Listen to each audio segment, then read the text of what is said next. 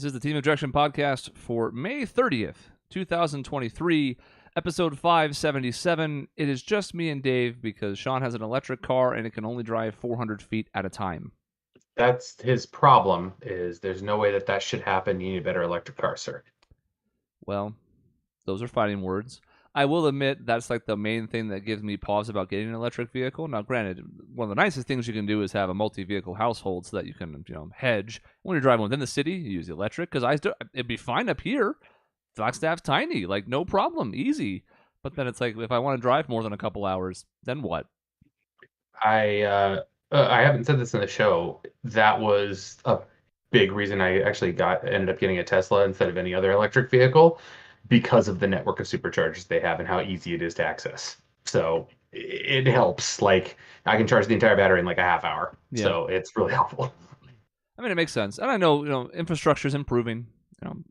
Year by year, we're getting more and more charging stations installed at more and more places. We've seen them scattered throughout Flagstaff. It's getting better, but I don't know if I'm quite ready to take the plunge yet. I'll be looking to get a new vehicle probably in the next year or so, but I don't know if it's going to be that. Maybe a hybrid. We'll see.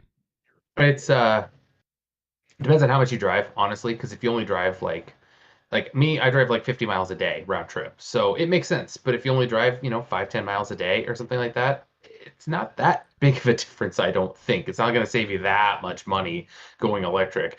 And there is the little thing that you just can't get over of the idea of like, well, filling up a gas tank takes about 5 minutes. Filling up a battery, no matter how powerful the charger is, takes time. It's just how batteries work. I don't know the way around that. Kind of the problem, I suppose, is that I drive 10, 15 minutes or 2 hours to Phoenix. There's really no in between. There's no lengthy drives up here. I guess occasionally I go to Williams, and it's a little more likely now that my brother's there, but like in general, I'm not making 30, 45-minute trips. They're all nothing or something. Yeah, my life is revolving around nothing but 30 to 45-minute trips. So there we go. That's why I have the car I do, even though it was pricey. But it was so far it's been worth it. I honestly had found something that on my that tracks your charging. It says I've saved $420 this month in gas, and I'm like, okay, this might be worth it. It's a nice vehicle. Fuck Elon Musk, but the car is great, and I was in it a little bit when we were down in Phoenix, and Dave drove us around a bit so we could see it, and the cameras are phenomenal, and some of the features are great, except for the one that makes the farting noise, which is on brand for Elon's humor. In general, it seems like a really nice vehicle, and I'm glad you got one because you've been kind of wanting one for a while, and it's cool that you finally do. But I'm still kind of like, I don't know. It depends on your situation whether it's worth it. So I will say it is on brand for Elon Musk's humor, and also, like I told you at that moment, there is a non-zero number out here of people that purchased that vehicle solely for that reason, or it was like the final determining factor, and it may be a low number, but it's still a number, and it's kind of depressing, but it's not, but it makes sense in a way. Yeah. So the title of the episode sort of lends itself to what we're doing. That would be the hope, right? In general, what would be, if I named it like Purple Monkeys and we didn't talk about Purple Monkeys, that would be pretty stupid. We're not in the clickbait business. But all the stuff that we talked about was contingent upon Sean being here. Game show, Ted Lasso review, which the final episode's tonight, so we couldn't have done that yet. But it's coming up soon. Guardians 3, which Dave hadn't actually seen yet anyways, but still, we wouldn't have done it without Sean. We could have even done it without Dave having seen it, but then we'd be spoiling it, and he saw the first two. It's complicated.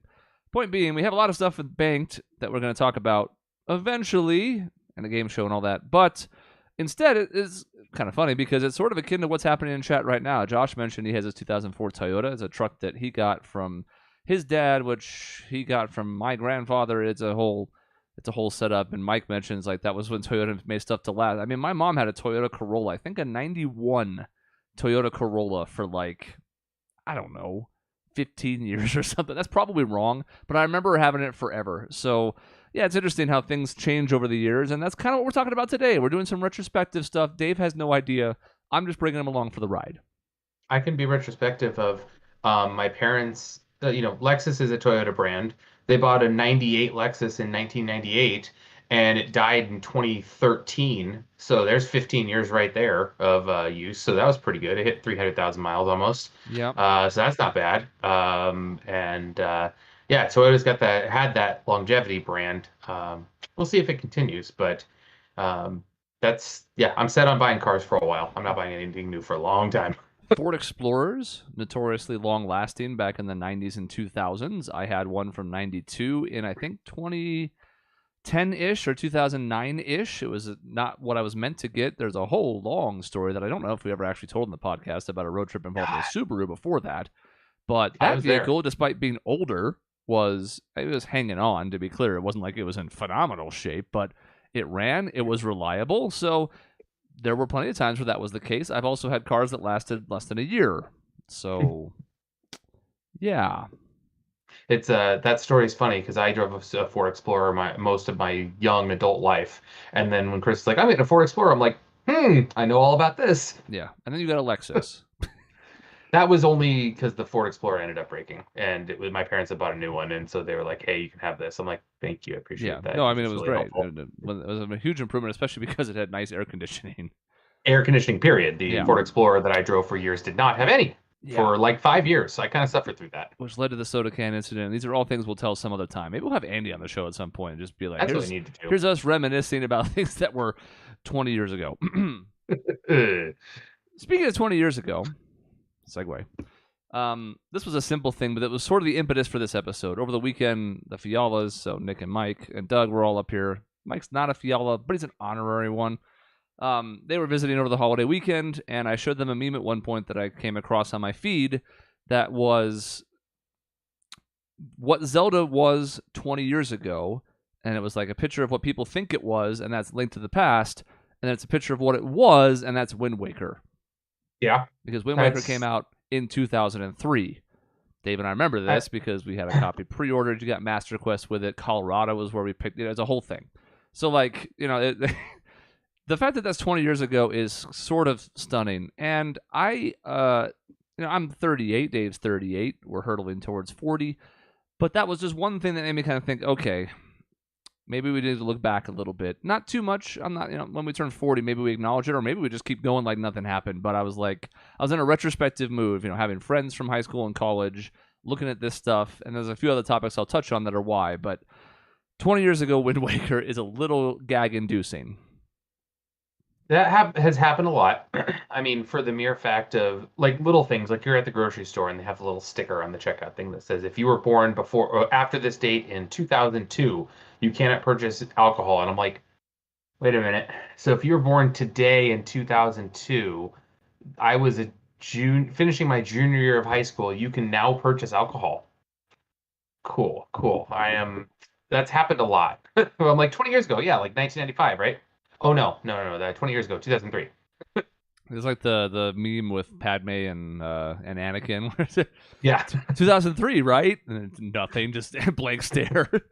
2003, right?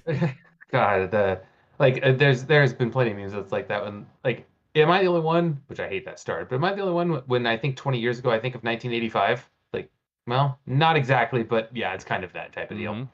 Yeah, I mean, thinking back to the 90s now, which is the era in which we were kids / just barely starting to be teenagers, is, 30 years ago, basically.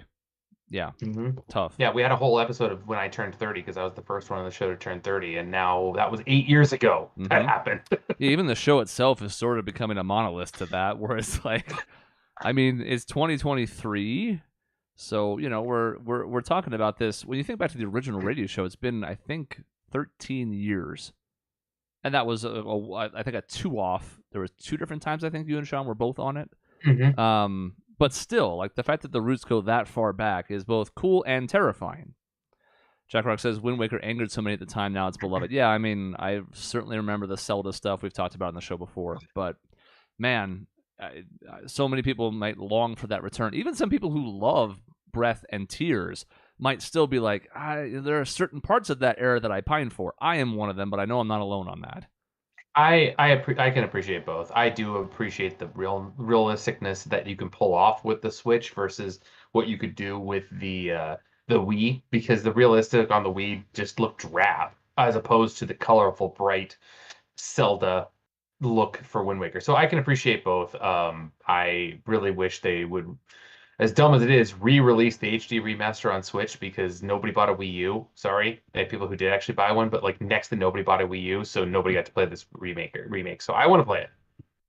It's interesting that you mentioned that. Oh, because that segues delightfully, although I kind of planned this with the order, into a topic that came up just over the last couple of days. And that is Nintendo basically going to Valve and saying, hey, can you get the Dolphin emulator off of Steam? Now, for those of you who aren't in the loop, which may include Dave, the Dolphin emulator is basically something that plays GameCube and Wii games. And what's interesting about that is, of course, the idea that, well, now you can play Nintendo games on the Steam Deck. Forget just Steam, because that's on PC, but there's other ways to emulate games on PC. It's been the forefront of that for a long time now. But I think the main reason Nintendo did this was specifically because of the Steam Deck, because the Steam Deck is a competitor to the Switch. They're very different markets, but they're still handheld video game systems, so, like, it makes sense. What I'm surprised by, and what I was going to bring up because of this, is I'm sort of on Nintendo's side. Please don't hit me in the comments. I'm not a corporate bootlicker, I promise. But a lot of the consensus in the responses to this, which granted is just Twitter being Twitter and comment boards being comment boards, is fuck Nintendo. It's ridiculous. They're money grubbing. The games aren't available half the time anyways, which is at least somewhat of a fair point. And I'm like, y'all, at the end of the day, it boils down to this. They've got to protect their IPs, and they can't have a competitor handheld just willy-nilly offering their games on its platform. They can't do it. And if you can't get past that point in the discussion, the ideology part of it doesn't matter. It's, to me, like, I don't think you're a corporate bootlicker for acknowledging the fact that corporations are there to make money. Like, yes, there are artists, there are writers who want to make art, there are artists out there who care about the craft and want to make the Zelda experience or Mario experience the best it possibly can be. But at the end of the day, if you're not buying the product and the company's not making money, they're not going to keep making the product anymore. It's really that simple. So it makes complete sense that Nintendo would be like, we're seeing a bit of our market share being taken away by a similar product. Yes, there are different games that come with that in a different market that's targeted. But if someone's going to be like, I've got this handheld or I've got this other handheld system, which one do I want? Well, I can play some of the old games on this system that I really love, so I'm going to stick with the nostalgia and get the Steam Deck instead of the Switch. Well, great. You just lost that at a sale if you're Nintendo. It makes complete sense, and it's their property. The fact that it was even allowed on there to begin with was a little crazy to me. I mean, I know there's back ways of doing it, but the fact that it's just known and they didn't put a cease and desist on it is kind of crazy to me. Yeah. And I think, again, I struggle with this because I want to be like, I mean, I've used emulators. Oh my God, I'm going to get arrested now. You know, I a lot of times it is for games I already have, and now it's just more convenient, or it's for recording software purposes or whatever. But either way, like, I can't pretend like, oh, I don't know anything about piracy. I didn't have like Napster back in the late 90s or no, I didn't. LimeWire. Who used those? I certainly didn't. Talk about retrospection. Exactly. LimeWire back in the day. Kazaa. Yeah. But I think at the end of the day, I'm like, okay, do I agree that Nintendo's lack of offerings of its past catalog gets on the ridiculous side of things at times? I mean, we talked about the foibles of the Virtual Console back on the Wii on the podcast, and the Virtual Console was actually pretty good. Like, yes, at the end of the day, they still didn't release as much as they should have, but it did keep people engaged with the system because every week it was like, oh, cool, what games are coming out this week that we can maybe replay for a smaller fee? Now we look at like full-blown $60 or even $70 releases and re-releases of old games, and I understand the sentiment. I really do. So I'm trying not to harp on it too much. But I'm like, again, at the end of the day, they have to protect them. You can't just... You can say all you want, but it's unrealistic to expect Nintendo not to fight back against this. Yeah, like I said, I'm surprised that it was even a thing before. Yes, you're going to have people who pirate it. You're going to have people that get around it. But it's so readily available on an easily downloaded thing like the Dolphin emulator was. Well, of course it's going to get used. What I can't understand is Nintendo's strategy from some of these things. Is I know they're protective of their own IP, so why don't they monetize it? Right now, Switch Online has the ability you can pay $30 a year, $20 a year, something like that, for the individual online membership. That gets you access to Nintendo games and Super Nintendo games, and online play for different games. Or you can pay more, I think double the price basically, and get access to N64 and Sega Genesis games. Well, why not have another tier where you can play Wii games on there? And then they can just start raking in. Like, you want to rake in an extra $20 a month for everyone who's online who wants to play these games? You're going to make up your $60 game release pretty damn quickly in that sense. I don't understand it. And the best part is you don't have to roll it out and say, hey, you know how it used to cost $20 to be online? Well, now it costs $75 and you'll have people drop it. No, you can keep your $20 one if you want, but if you want to play these games, here you go. You can up yourself in the package. PlayStation just did it. I don't understand why Nintendo won't do it. It's perplexing because, as you already noted, I mean, it's feels like easy money. Yes, it's not just like you have to do some work in putting into emulation to make sure things are actually ready for your specific platform. Because when you get an emulator in a free game, you can't really be super pissed off if it doesn't work properly. You didn't pay anything for it. However, there's a little bit more that goes into it, a little bit. But the point stands that it's like, why aren't these more readily available, especially now in the Switch era where you're talking about portability on top of all the other factors? It would be the one trump card the Switch would have, and even more reason to push this off of the Steam Deck if you go, well, yeah, now I can play that classic Wii game that I love on the go. That obviously applies to the rest of the back catalog too, SNES, N64, whatever. But if you get basically 5 or 6 systems worth, because they could throw DS games on the Switch, 3DS games on the Switch, they could go all out and put thousands of games in the catalog if they really wanted to. You would only be limited by your storage space. And I guess the internet, if you're portable, you'd probably still have to be able to verify that you have the account. Whatever, fine. But the point is, it's all tailor-made, and yet Nintendo's kind of like, I guess we're content making enough money, which I don't really understand. I mean, Nintendo bucks the trend of what you expect from PlayStation and Microsoft. PlayStation, Microsoft, I just saw some meme today of the idea that Nintendo or most video game executives will run on this scale where it's like, okay, we have a price point here, and as time moves this way, the price will decrease in proportion. And then you'll sell at a lower price that even though you're not going to make as much money as you would have originally, you'll have a price point that more people will purchase the game at and therefore continue making money even after a period of time. Nintendo's like, no, our price point is here perpetually and will never change. And to an extent, on Mario Odyssey, for example, I get it. Like, is your experience on Mario Odyssey going to be different now than it would have been in 2017 because there's been 3 other Mario games that have come out? No. Is the fact that Breath of the Wild right now, $60, is kind of nuts? I think so, because there's a new experience that has come from there that you could have, if you lower that price point to $30, I think you get a lot of buy-in from people who are like, oh man, I never played Breath of the Wild. Oh, that new game came out. Maybe I'll go try out Breath of the Wild now. Oh, it's half price? Great. You'll have that buy-in. I don't know where the management is on that. Yeah, and I think at the end of the day, I understand. I really do. I've tried to be sympathetic to it, and I agree with some of those points, but I'm like, even the argument of like, well, you can't find these games anymore, so like we have to pirate them to be able to play them. Yes, I mean they're not available for sales, so in theory, pirating doesn't hurt that because you're not taking money out of somebody's pocket. But it's like there are still future sales, and yes, it's stupid that there aren't pretty much every game available, especially because the long-sighted example was the Disney Vault. We remember that from the 90s and even a little bit into the 2000s of like, for some reason, you can only buy The Little Mermaid once every 5 years. We don't know how or why that was a decision. Scarcity breeds demand, I guess. But at the end of the day, that was Disney's decision. If they want to hurt themselves sales-wise by creating artificial scarcity, that is their decision because they're the ones who hold the copyright, even if it's misguided. So I think it's a little bit of people needing to grow the fuck up, if I'm just being honest. I maybe I'm just gonna have to love the taste of those boots, but I'm sorry, I just don't. I'm not aligned with it. It's not bootlicking to understand how corporate decisions aren't yours to make. I think that's one of the biggest trends that I've despised the most of the 2020s is the fact of, oh, all corporations are evil and they deserve everything, every evil bit and anger you can throw at them. It's like, well, who provided you this iPhone right here? Oh, it's a corporation. What about the computer you're using right now? Oh, you mean Dell, a corporation? HP, a corporation? These things that you buy, these things that you work for are corporations? Oh, maybe there is a point to having them. Are all of them great? Hell no. Are there a lot of despicable things that happen? Of course. But that doesn't mean that every single move by every single one is inherently evil. Jack Rock says, would the larger file size of GameCube and Wii games eventually cause a problem with the Switch if they just put all these games in the system? Well, that's why you got to be able to download them on demand. And even so, I mean, people were just talking recently.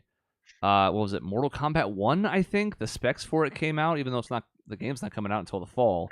And it was like 200 gigs. And it's like, it's a fighting game. How on earth can it be that large? And then Tears of the Kingdom is like 15 gigs.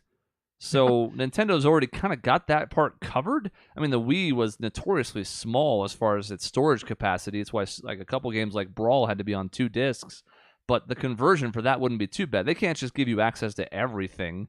So like right now, when you download the Nintendo Online stuff you mentioned, you can basically put all of those games in there. It would have to be on demand, but like if you want to load up all your storage with classic games and then not have room for downloading current games, that could be your decision. That's not really a problem for me as far as I'm concerned. Yeah, and I will say some of those all the old games, the best part about those old Nintendo and Super Nintendo games is when you download the Nintendo Online, I'm pretty sure you just download all the games because they're like this big. Yeah. Like They're they take up, megabytes. They're yeah, megabytes. I mean, when you it's insane. not that I pirated, I never did, but when you downloaded an SNES game, we're talking like 4 to 6 megabytes most of the time. It's super easy. It's negligible nowadays of how much space that takes up. Your photos are pretty much that size nowadays. There's a whole like stoner ideology thing you could go into where it's like Chrono Trigger's a masterpiece and it fits on like the tiniest thumb drive possible these days or whatever. Like, you know, all the hard work and development and sweat and tears that were poured into that game. It was already a pretty small cartridge back in the day, and now it's like, you know, DS things were even smaller. That was Chrono Trigger was on that at one point. Now you could fit that into some microscopic size storage container, and it would be like, that's Chrono Trigger, that size. I mean, the crazy thing is the headphones that I'm using right now have a little bit of like storage for different software and things. This is basically hold the original Mario Brothers. This thing right here. Yep. Jaguar says my first computer was an IBM that had a massive 4 megs of RAM. Yep, I had a. I remember buying zip disks. So since we're just going down the retrospective rabbit hole, a 100 meg zip disk, and the whole purpose of that was, you know, 100 megs of storage. My God, it was like $70 or $80. 100 megs. I remember that, and remember the transition to using gigabytes in like 2004, 2005. And I was like, man, there's a gigabyte hard drive. Like, what the hell would you need a gigabyte for? Like, oh my God. And now it's like my watch has 250, like 20, 64 gigabytes on my watch. It's like, how? How does this have that much storage in it? Mm-hmm. We're in an interesting juxtaposition here where I'm not going to sit here and be like, we the best. But like, we're going to have watched maybe the entirety of the greatest set of technological development until the next generation that has even more that just ramps up parabolically, right? Because, like, yes, I understand that TVs were mind-blowing and color TVs and telephones probably freak people the fuck out. I've read all this stuff. I get it.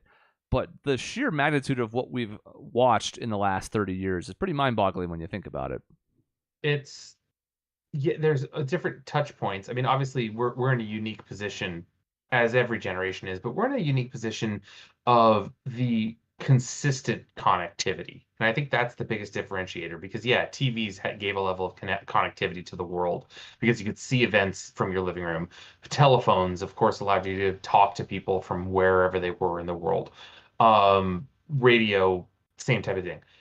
But the constant connectivity, the fact that we can pull up anything at any moment on demand, basically. And we get a little mad if it takes an extra 5 seconds to load because if the internet's slow. Mm-hmm. It is mind-blowing, especially from where we came from, even when we were in college. Like, I was talking to one of my cousins recently just about like all the photos and stuff that they always have in college and all the different types of like stuff that they've had in their high school and college years. I'm like, yeah, I don't know that I have photos from college. I have a few out there. There's a few random ones that maybe people have taken, but not to any extent of what is nowadays. I'm thinking about too, like photos again. I am supposed to bring in like a baby picture for something at work. I don't know where that is. My children, on the other hand, how many pictures do I have on here? A lot. A lot. I can pull up any of them. Hundreds, if not thousands. Maybe on my phone. Courtney's phone probably more so than me, but you get the point. Yeah. Mike says, you only mentioned Chrono Trigger to set me off. Where's my remake? I mean, I know we've remade worse. That's for damn sure. Man, how would a Chrono Trigger remake even look? Like, I don't know. I don't know if you lose some of the magic unless you just re-release it as it is. Like, if you remake it, do you go full Final Fantasy VII and make it a bigger experience? Or do you just plop out the same game? I don't even know that I would like it if they did, but I don't mind it because the original still exists. So a lot like I am with Yeah. remade soundtracks and other stuff, it's like it's not going to detract from me. And who knows, maybe it opens up new avenues for storytelling. But the question is, if not soon, then when? Because eventually the people that were all involved with that, and I'm sure some have already died, are going to pass away. Like you're going to lose some of the main creative visionaries behind that. So like, if you're going to do it, I mean, no time like the present. It's already been 28 years. Yeah, I was gonna say you're pushing 30 on 30th anniversary here on Chrono Trigger, which is again the mind-blowing thing of where I remember playing Super Nintendo and think of what a mind-blowing experience Super Nintendo was 30 years ago.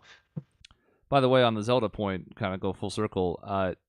There are people that have only played Breath and or Tears and have Mhm. not played other Zelda games, and there are some people who have played those first, gone back and played the older Zelda games, and not liked them I because they're believe it. not those. I have been actually trying to push my son to try to play some other ones because he's played Breath of the Wild through most of it. He still can't beat Ganon. He's too youngest, but he's done a lot of it. He's playing Tears right now, trying to figure out some things. I'm curious what he would do in Ocarina of Time. I haven't bought the Nintendo Switch Online for N64 use yet because I really don't care about spending that much money for something when we have all these other games to play.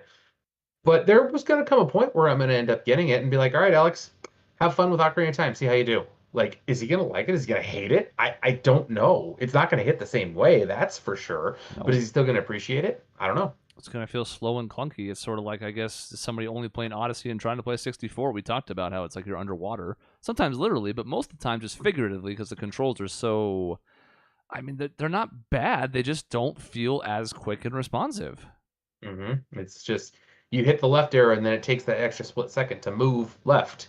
You can't jump in as quickly, which was funny because I remember like people back in the day got really good at that feel, and you could start doing backflips and side hops and attacks really quickly in Ocarina of Time. And now, if you tried that after playing Breath of the Wild, you feel like, man, what is off on this? I'm not doing something right here. Mm-hmm. So it's also I'd probably hit the X button to jump, and I wouldn't jump, and I'd be pissed. Yeah, no jump. That's a Yeah, new no thing. jump. Couldn't jump. Long time. It was a joke. It was a meme.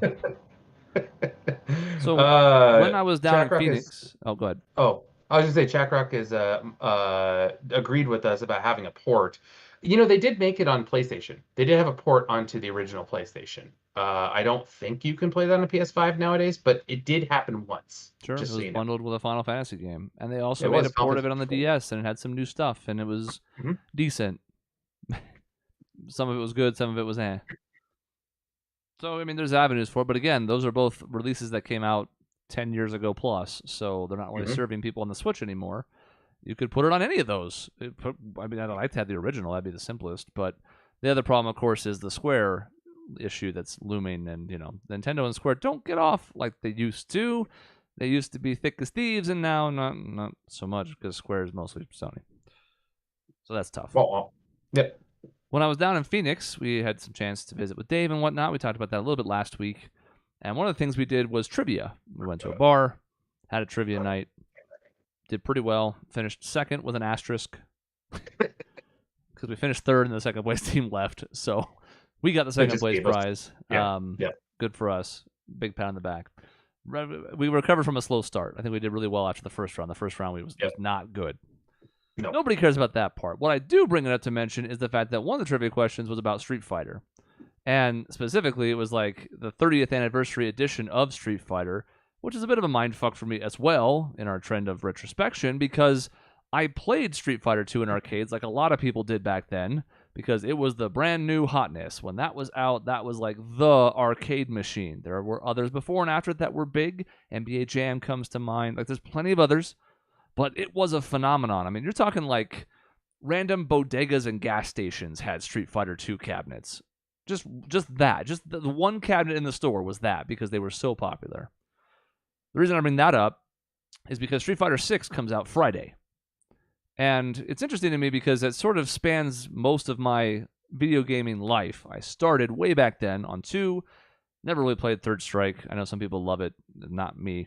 4 was really important and saved the franchise after it had been basically dead for a decade. But that was, I think, 2009 So even that is super dated at this point because 5's been out for almost half a decade.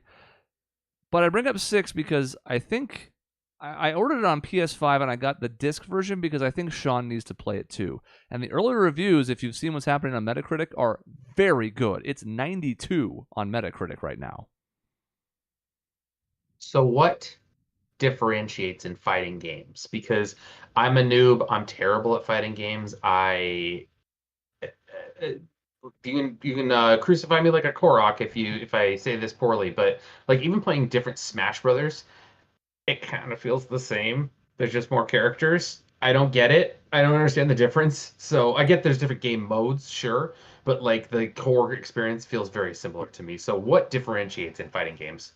So this is a good question because I think the reason this is doing so well is twofold. Threefold. It caters to all the hardcore fans. So if you want the nuanced fighting game mechanics and spacing and footsies and all a bunch of other terms that people who don't play fighting games aren't going to recognize, it's all there still. However, the other twofold part is accessibility and features. So the trend with fighting games over the last 10 to 20 years has been, of course, you're going to have versus mode. It's what fighting games are. That's the bread and butter. That's the thing. You fight another person, and one of you has health at the end, and the other one doesn't, and they're laying on their back on the ground, and that's it.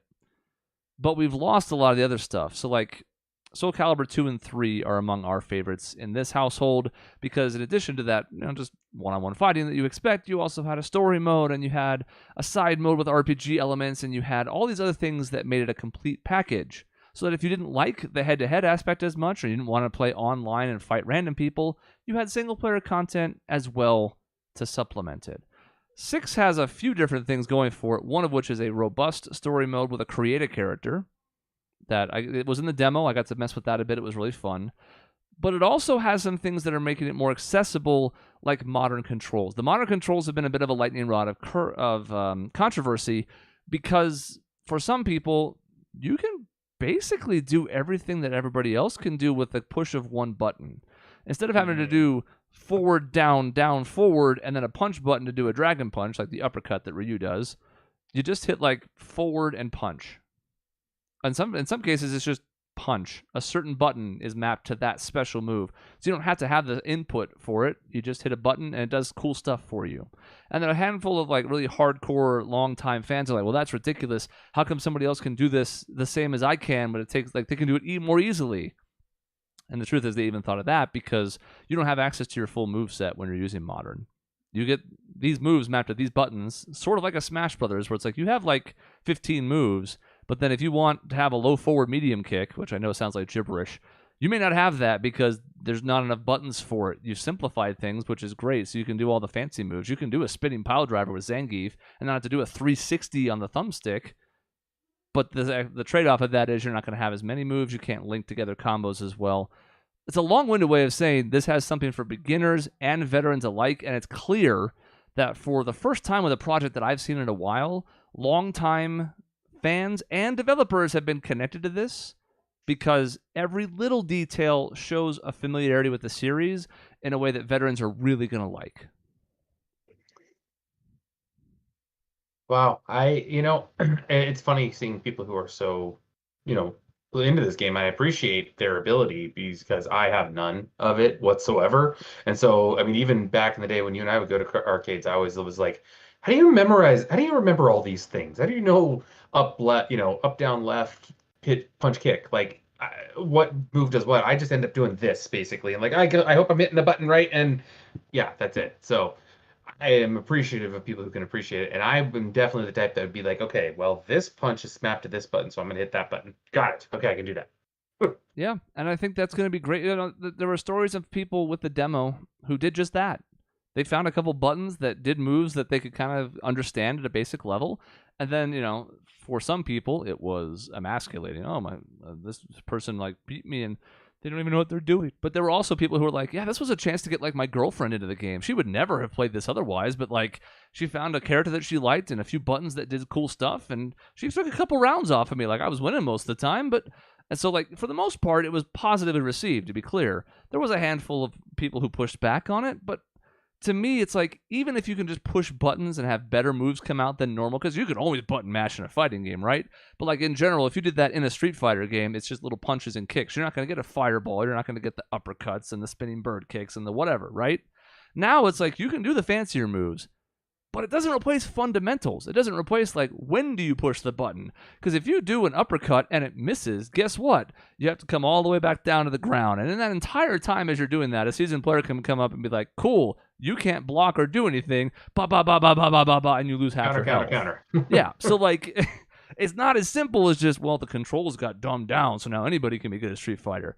No, and to me, this is a perspective problem, because it's like, it should showcase the gap between a beginner and a pro more, because you can see what the basics get you. Here's what the next level is.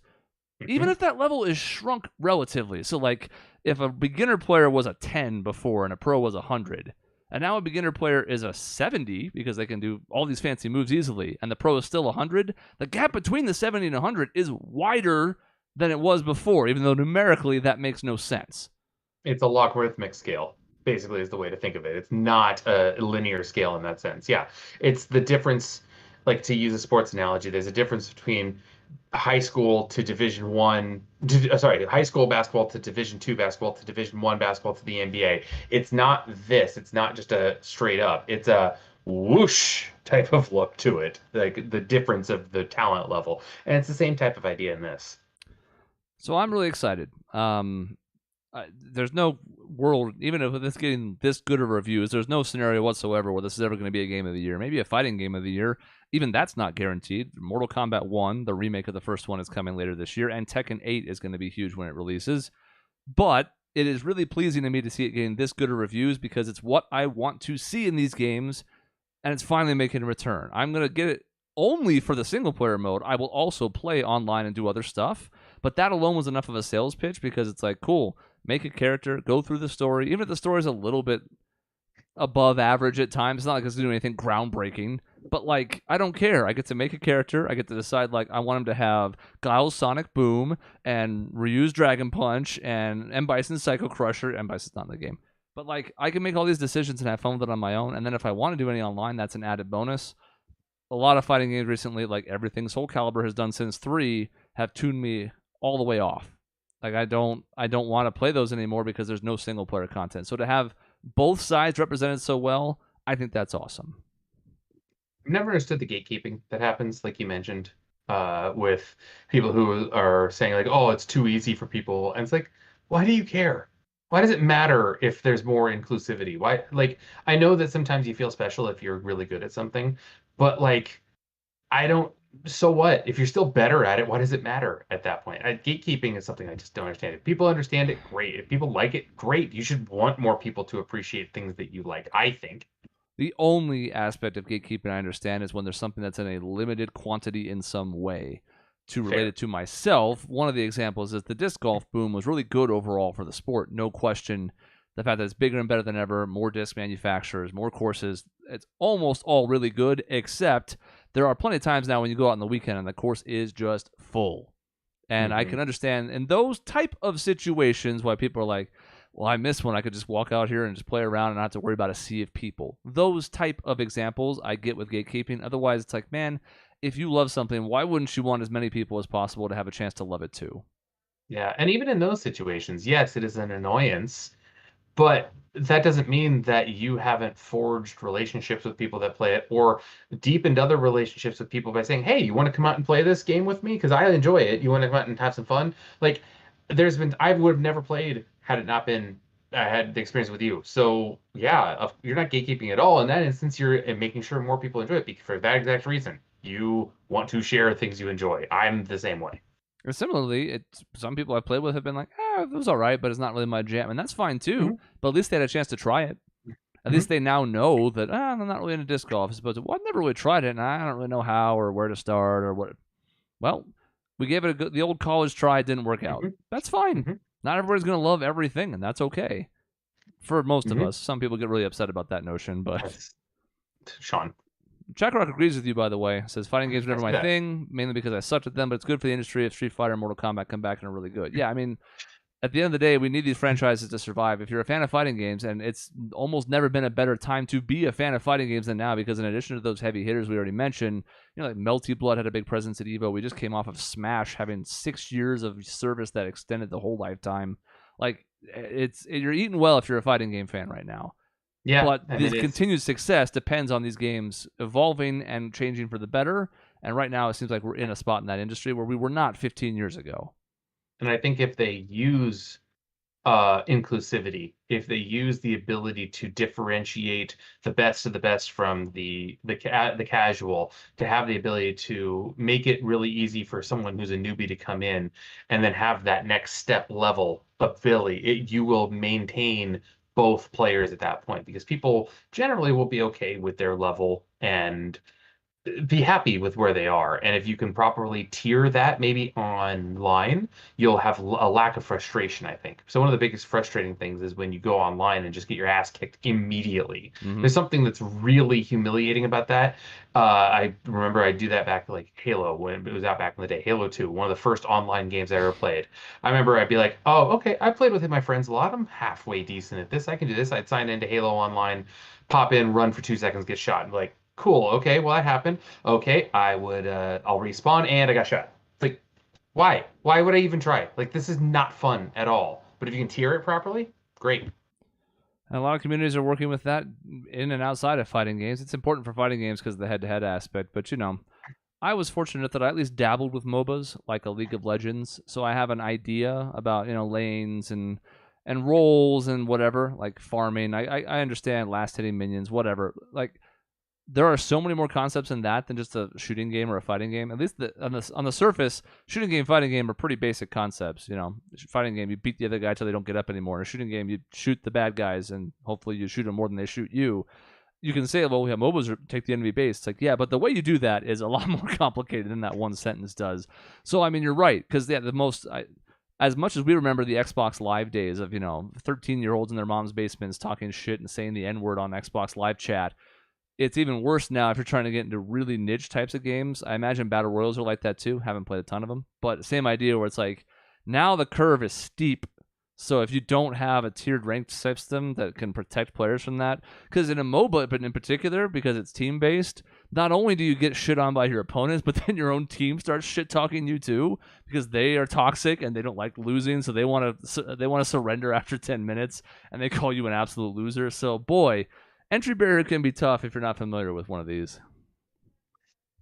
This is a very random memory, but we're in retrospective, so I have to do it. One of the only times I really got into online play was, strange enough, a college football game in 2008. There was a dynasty system that you could set up where you would play. You'd join in with like 12 other people, 11 other people, so a 12-team league, and you pick whatever college football team you want. And if you played someone in the league, you'd have to meet up and have a time to play against them and actually have an online game. If you played a computer, they said, okay, you have to have your game done by X amount of time this week, and then we'll move on to the next week. I never have won those games. Every time I ever play somebody in Madden in college football, they kick my ass up and down the field. Like, I couldn't do anything. For whatever reason, that game I got pretty good at, and I was able to play and actually beat a couple people in that league. And I was like, yes, this is awesome. I'm like on top of the world. I had one game, it was a last second field goal that I made to beat this team that was number one in our group. And I was just like, my hands were shaking the whole time. And it was a great feeling. And then I look back and be like, it was fun. It was great. This is not an accomplishment whatsoever. So it's funny how people take it so seriously, but I understand it in the moment how serious it is. Yeah, because So I mean, at that the was very my least, you've tasted that success, so you can understand why, for people who really have more time to dedicate to it, I totally get the rush. I mean, we've been playing Gunbound for 20 years now, and it's now in the form of Dragonbound. You can play it for free online. It's a Worms-esque game. And for a while there, we played enough of it to where I felt like I was pretty damn good at it. Like, we could still take losses here and there, but for the most part, I'm like, I'm pretty good at this. Like, I'm pretty nice. And for a while, it was like, cool, I can do that. And now I look at the game and I'm like, well, I don't have the time to pour into them to get to a top level. I can become good at something, for sure. But the time to be like, I want to be a grandmaster. Well, yeah, probably not with my free time these days. That's how I feel about Tetris now. It's like I can routinely finish top 10, top 5 on Tetris 99. If I decide to pop that in, I'm routinely finishing up in the top 10. Am I winning every match? No. Like, am I winning even a high percentage? No. But it happens every once in a while. But there are people out there who are just like, yeah, you're a lot better at this game than me. I'm probably in the 90 to 95th percentile of Tetris players out there because I feel like I'm pretty good. That gap again between your 95th and 99th percentile is monumental. Well, the nice thing is I can also be content with that. Yeah, exactly. Because if I really wanted to take the time, I could still salvage it. You know, if it was the one thing that I devoted my free time to, I could still probably do it if I just loved something. If I loved some kind of multiplayer-based game as much as I loved Persona 5, maybe that would still be the case. But, you know, as it is, I still like being able to kind of dabble with stuff.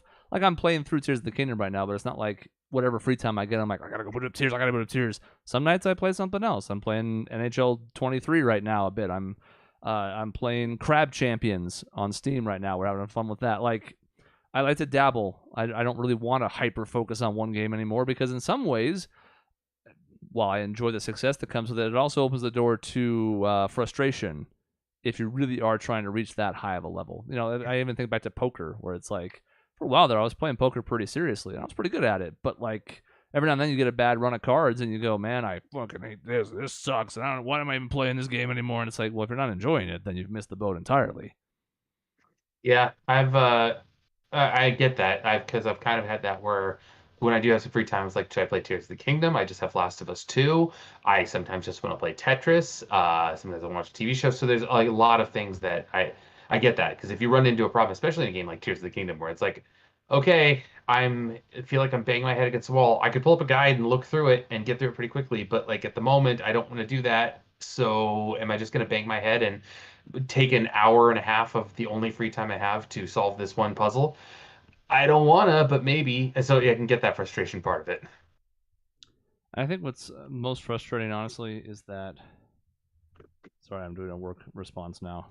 Oh no, you're multitasking. Yeah, I don't know how you do that. It's not easy. At the end of the day, I'm like, look, I don't have as much free time as I used to. So I've kind of talked about it on the show before where it's like I value the more casual gaming experience. Not, you know, Bejeweled 3 casual, but things that I can play in a shorter span that don't require that commitment. Because if I'm sitting down to play Tears, like you said, I'm not doing that for 20 minutes. I'm not. Even though I can because of the Switch and just being able to kind of power off wherever, and that's great. I'm generally going to sit down to play that for an hour plus. I'm not doing that for 15 minutes or in between a work meeting or whatever, right? But I used to fire up a game of Rocket League in that time. A quick little 10-minute match of Rocket League. Cool, that's what I had time for that, and then I'll go make lunch and I'll get back to work.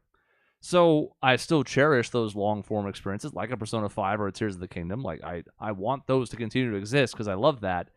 But I'm not the type of person anymore who's going to be like, every free moment, I am playing this game, where I would have done that 20 years ago. There is a part of me that misses that, I will say, because especially seeing stuff in social media where people are talking about the the end of the game or all these things that you run into, and I'm like, no, I don't want to know. Please don't tell me.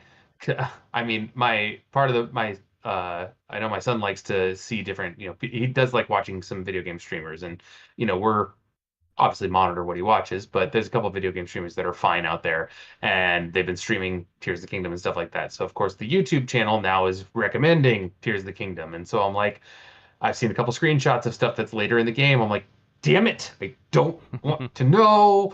This is frustrating. Yep, but hey, that's where we're at in life, and while I could be bitter about that, the fact is, I don't really mind it because I still feel like I get to do enough. I'm not so pressed for time, and I would never get myself like if I ever got so pressed by my job where I'm working like 90-hour weeks, I'm done. Like if it just wipes out any free time, like, I'm out. See ya. So luckily, I don't think I'm ever going to get to a point where it's like, well, I don't have any time at all. I mean, even you, with all the demands on your life, you still find time here and there. Maybe not as much as you'd like, or certainly not as much as you used to, but it's not like you're ever like, well, I'm never going to play Tears of the Kingdom, so fuck me, I guess. It's a lot of times it's at the expense of sleep. By last weekend, or 2 weekends ago, I guess, Courtney went to a concert, and I got the kids to bed at 9 o'clock, and she got home at like 1 a.m. And so I'm like, well, that's 4 hours. Let's do this. Yep. I could have gone to bed earlier, but nope, 4 hours. Here we go. And then she came home and fell asleep on the couch. I'm like, well, now I got another hour, so I played till like 2 in the morning. It's like I was tired the next day, but I got 5 hours of Tears of the Kingdom in. And it was probably worth it because you're not going to do that every Probably. night. You'll get the sleep back eventually. You might have felt it a little the next day, but honestly, I kind of missed that more than anything, like the midnight release, play it when it first becomes available type stuff. I have only done that for the biggest of stuff the last few years. It might even happen with Street Fighter. I'm pretty excited for that, but again, that's also like when I'm going through the story mode, I can play as much of that as I want. So I can boot that up and play a couple hours and then be like, cool, and then get back to it later. I do miss that a little bit too. Like I remember even for the Wii itself, sitting in line waiting for that to come out, and like there's some cool stuff with that. But I also don't miss it. Like midnight releases are cool, and I'm glad people still enjoy them. I'm good. The time is money thing has never been more true. The funny thing about midnight releases now is that they're almost a little different for everybody because it used to be very localized. Hey, your store opens once the clock hits midnight, your local store, you can walk in. I went home from hanging out with you guys on May 12th when Tears of the Kingdom came out, and it was 10 p.m. and I'm like, oh, hey, I can play it now because I already downloaded it onto the system. And I opened it up. I'm like, cool, I'm playing Tears of the Kingdom. It's May 11th now. I don't have to wait until the store comes out and go to the store and buy it. I already have it on my system because I downloaded it. Yeah. It's a little different feel. So that was a trip down memory lane. Mostly video game related. Sean will have been somewhat sad to have missed it, but he also won't listen to this, so he won't know that he did. I mean, he could theoretically be listening to this. He could go back. He could tell us what he thinks. That has happened 0 times in 577 episodes. And I don't expect 0. This week to be different, but who knows? No. He might surprise us next week and be like, I have beef, and then bring a whole list on his phone about all the beef he has and go through it. I would welcome that. I would welcome that because I'd love to shoot down all of his beef. That's right. It's not going to happen. No, I actually don't think he'd have a ton with this one, but he does like video game stuff. So, but the show goes. If we're gonna hold all the other stuff for him, we can't hold everything. Like, gotta talk about something. Thanks for the distraction while licking my wounds from my Celtics failing to show up for a game 7 on their home court. Yeah, I actually thought about you briefly, Jaguar, when I was watching that game. Where I was like, well, this feels like an appropriate end. You claw all the way back from 3-0 and then shit the bed in game 7. Look, I feel extra bad for the Celtics fans, Jack Rock, you specifically, but like Celtics fans in general. You got your gut punch in game 3 where you're like, oh, fuck, we're down 3-0. We're not coming back. Like, it's not going to happen. Like, no one's ever done it in the past. And then you win game 5, and you're like, okay. Oh, sorry, game 4. It's like, okay, well, we took one. That's great. And then you win game 5 in the home floor, and you're like, okay, well, kind of expected that. We'll probably lose game 6. And then you win game 6 in the most epic form imaginable, where you save your season on a last-second moment. You're like, oh, my God, we're going to do it. We got this. Oh, my God. And you have confidence. Vegas favored you by 7 in this game. And then you lose. And then you get your head blown out. And it's just like, you got punched in the gut twice in the same series. Yep. I'm sorry. And they're going to have to figure out how, if they really want to offer $300 million to Jaylen Brown, and we'll have some conversations about that during the offseason, because, there are plenty of other teams in a similar boat with the Supermax and how it's actually kind of maybe not the best. But either way, yeah. A gut punch, I would feel bad for Boston, but they've had plenty of success, so fuck them. Yeah. Not you, Chuck Rock. You're cool. You support the show, but fuck the rest of Boston fans. And seeing Bill Simmons' despondent face was pretty funny. I mean, in some ways, yes, it was funny because he can be very boisterous, but also I felt for him in that moment because he gives a shit. Yeah, and that's the thing I can say for him. In his defense, sure. Like, he's never wavered on that stuff, so like that is fair. But it was also just kind of funny. And all the memes about Succession and him were also pretty funny.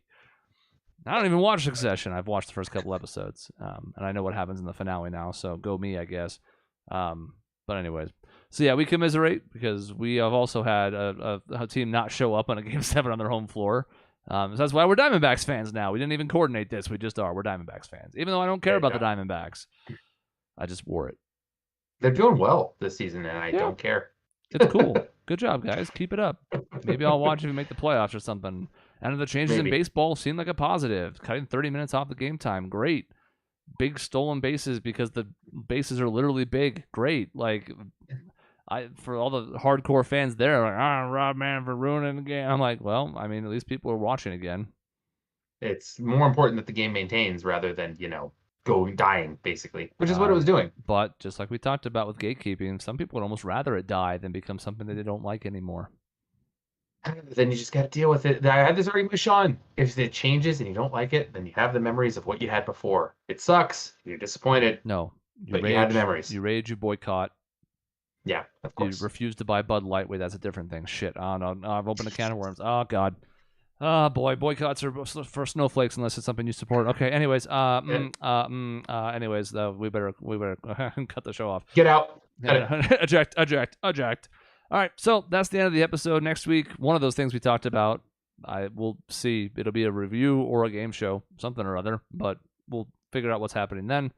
We probably won't have an episode July 4th, but that's a month from now, so there's no other programming notes. We'll just see you next time. We're approaching the top 5 in our Zelda list on the YouTube channel, so go check that out. The best Zelda songs, that's been going well, and that's kind of it. So thank you for listening. Thank you for watching. In between episodes, you can find us at our website, objectionnetwork.com, or youtube.com/objectionnetwork for new videos like the Zelda stuff 5 to 7 days a week.